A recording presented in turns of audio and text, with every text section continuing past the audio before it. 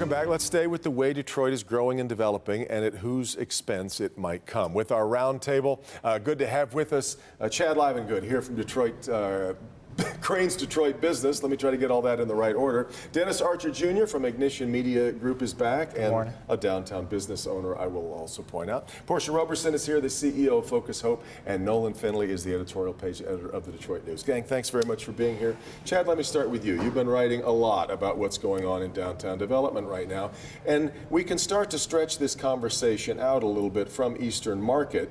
But the worries around the way that this happens, nobody expects success to not be pretty expensive for those who've already been in place. But what are you hearing about the worries about the way Detroit's growing pains are starting to be felt? Well, people are starting to look at trying to understand how is this comeback affecting me?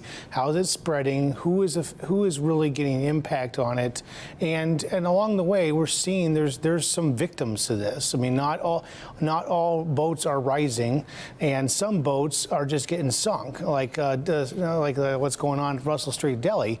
And so this is sort of a natural progression, though. I mean, this has happened in other cities where you have a downtrodden area that's gotten revitalized, and new businesses and new clientele and new residents move in, and things and attitudes change.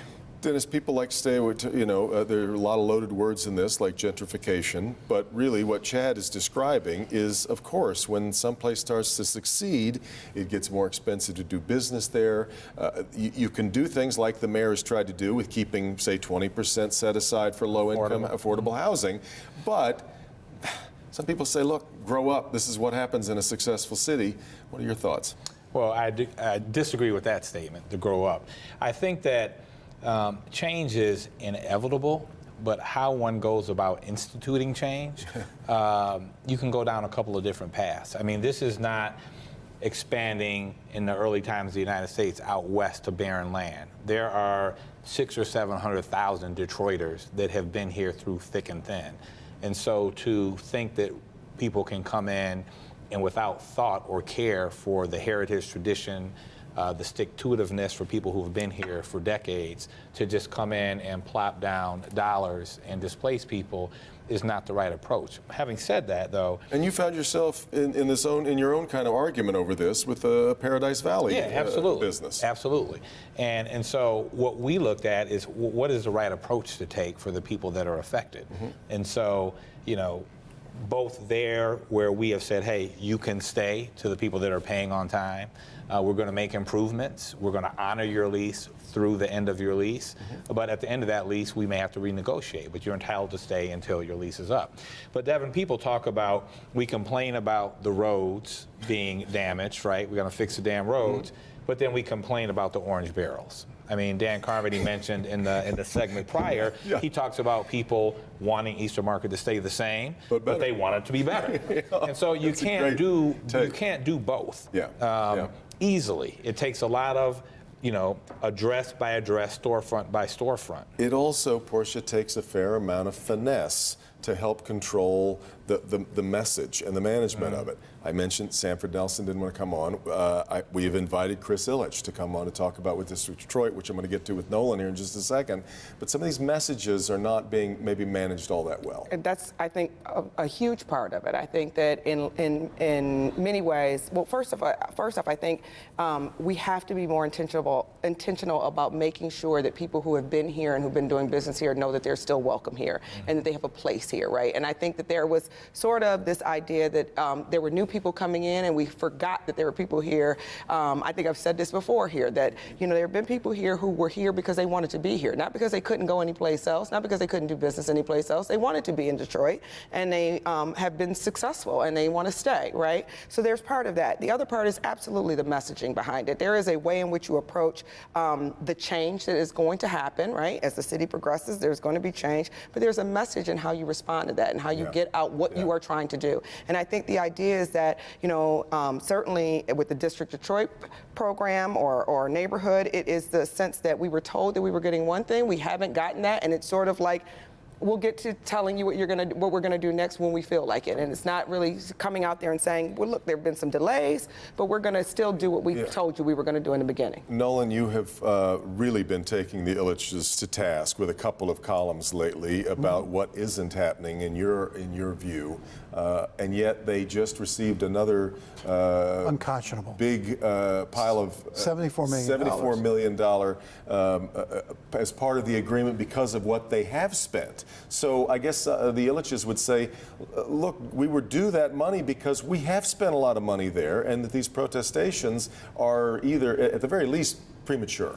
I think it's time to start talking about what the Ilitches have done for the city and start talking about what they're doing to the city. And what they're doing is breaking promises. We all went out there when they unveiled this grand plan for District Detroit, 5 distinct neighborhoods that would be transformational, connect downtown Detroit to Midtown, fill up all of this sort of area that had been blighted, and they're not doing that. What they're doing is breaking promises, and we keep rewarding them for that. I think that the mayor should be calling them out. I think the city should be looking at all of this property that they helped assemble. They sold them some of this property at $1 a lot. They issued demolition permits in the expectation that we would get this grand district, and we're not getting it. Who's responsible then? The Ilitches or Kevin Orr as emergency manager who crafted the deal? Both. Okay. Both. But the Ilitches promised something they're not delivering. And it's not enough now to say, what? We gave you $200 million in development.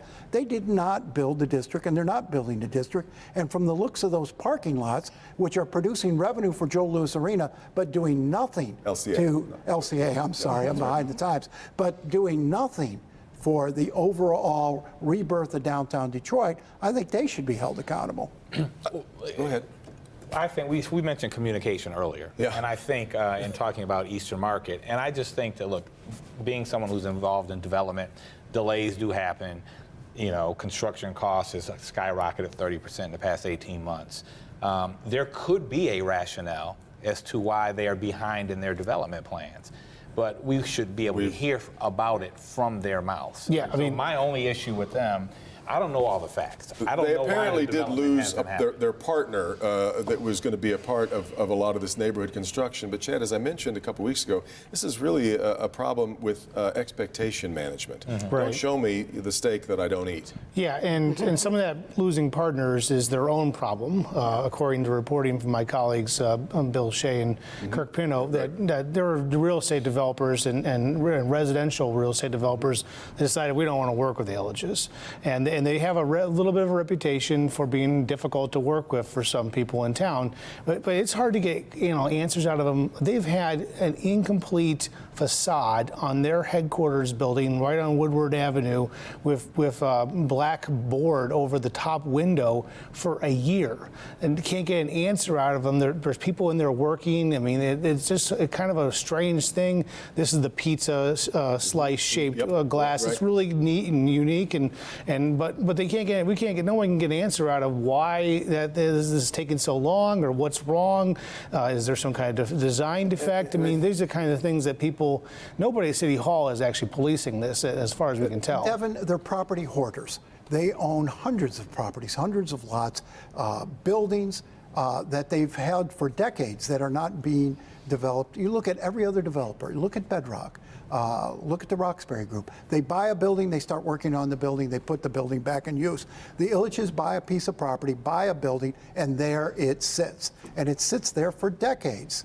Well, in their defense, I guess they would say that we have to amass much more property to try and create a stadium rather than to build a hotel. This goes back to 1987. They've been amassing this property and sitting on it. Who else is doing that? And Portia, I think to your point earlier, it'd be one thing if we can't break through a boardroom of a private entity who doesn't really owe us necessarily answers. But when you take more than $300 million in public financing, more than $400 million in private private financing, you probably owe You owe somebody people some answers, yes. right? Absolutely. You can't just stonewall people and tell them that, oh well, you know. And certainly, I was part of the group that saw those grandiose plans, and so to drive by there and see this, you know, beautiful arena and not see anything else around there, no stores, no retail, no residential, not even The broken neighborhoods were ground. given names, Right, was what I absolutely, remember. absolutely. And what's Yeah. really interesting is that there were people who said this all along. The people who were there did not want to sell. They were really adamant that this is not going to happen. They are not going to produce. They were holding out, some for more money, but some just knew that they had had their experiences and they were like, I don't want to go anywhere. And people said, no, you don't know what you're talking about. We're going to do it anyways. They're going to be great this time. They're not. I'm wondering now where all of this leads, because my hunch is with Ford setting up shop in a major way in Corktown. In fact, we're already watching what's happening with property Right. values in Corktown. We're going to have a whole other section of just away from downtown that's going to need managing. And a lot of people might find themselves on the squeeze.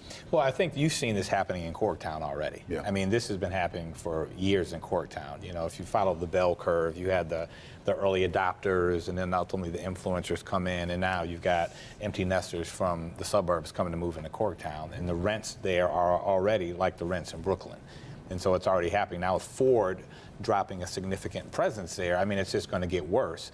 But to me, that presents an opportunity. So if there are developers, if there are builders who want to go beyond Corktown in the Southwest for the people to get priced out of there, that's the opportunity for young entrepreneurs or entrepreneurs Yeah. that don't have as deep pockets to go out into the next, you know, open terrain.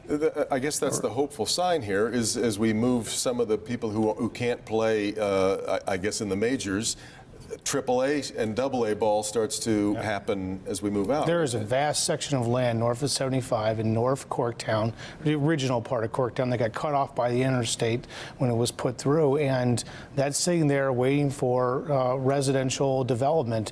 To no one's point, though, when you look at west of Grand River going up, with the Illiches controlling so much of it, and the district being so parking lotted up that section, that's where this is the concern is you can't leave this hole in downtown that's full of parking lots and expect the rest of this housing to spread out to the west side there, and that's the infill question that someone at the city has to think Woodward about. Avenue is the hottest real estate strip in the country. Somebody would come in and develop that land if the city could get it back from the Illiches. I got to do some development work on my own here and get to a commercial break. This is Flashpoint. I'm over before.